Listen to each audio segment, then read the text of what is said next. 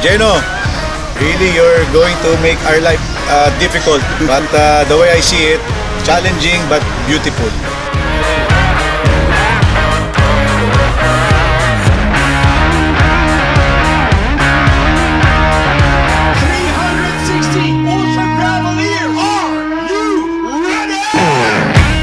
Imagine the cutoff is 30 hours.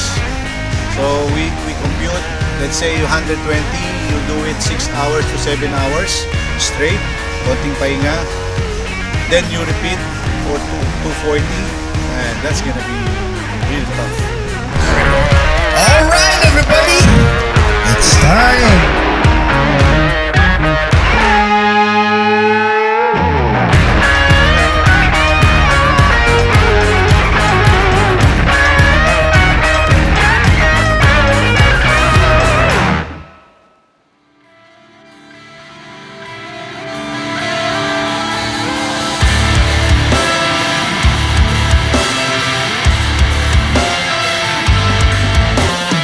Mas nag-focus ako dun sa hydration, tapos yung nutrition ko. Every 30 minutes nakain tayo, tubig. Kahit hindi tayo gaanong kabilis, pero basta dire-diretso yung pacing, mas maganda yung takbo natin.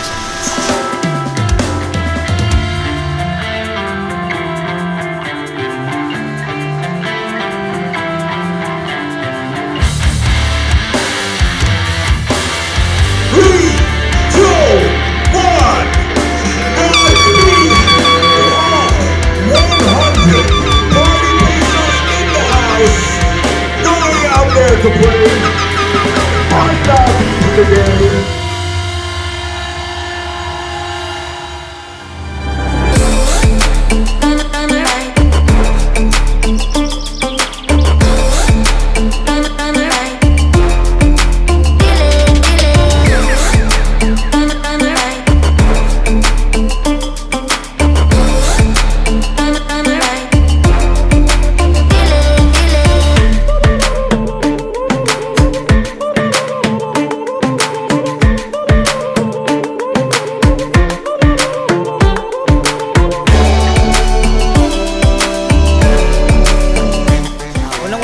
Salamat sa organizer ng Ultra Gravel po sa napakasayang ruta at event na ginawa ninyo. And sana po kayo magsasawang magawa ng ganitong mga palaro and mga event. No?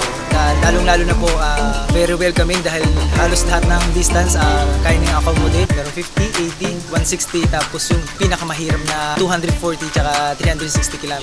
Kaya naman hindi kayo mauubusan ng option dito. Kaya yun.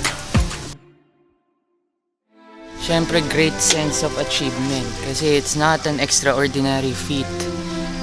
Biruin mo, 120 ikot ka sabay tapos may 240 ka pa riding in the night. Thank you for the organizers of Ultra Gravel. Napakaganda ng event. Thank you sa mga sponsors.